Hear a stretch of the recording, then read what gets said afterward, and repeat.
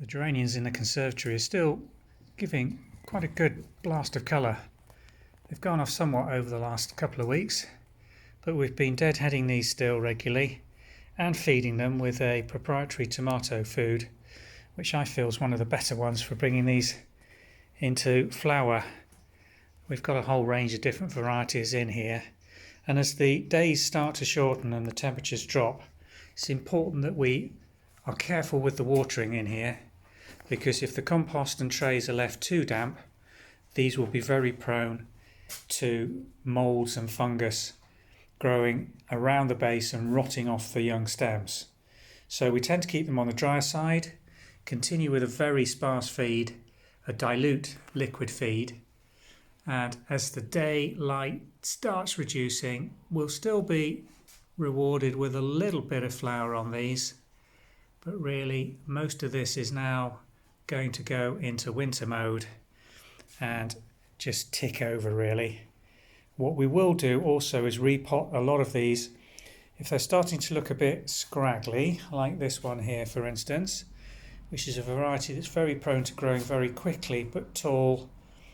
That can be cut hard back, and if it doesn't survive the cut hard back to just around 2 to 3 centimetres, you can see where this has been cut back before, here, here and here. But if it doesn't reshoot from the base, then the end material makes excellent cutting material. Even at this time of year, they will root quite quickly in some moist compost and give you a fresh plant for next spring.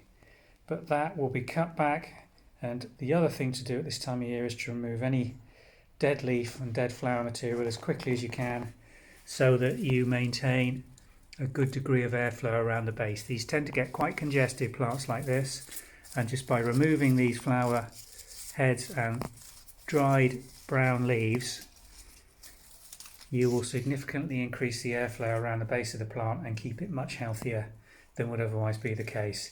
Again, the damp tends to rot this type of material off, and it starts decaying and then rotting the stems.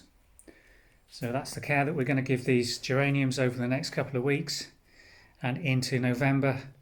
We will hopefully still have some flower into November, but we'll see how we get on. All depends on the temperatures and really whether the frosts get in here or not to knock them back. That's the big danger. But if we can keep this frost free with a little bit of background warmth, then the flower continues.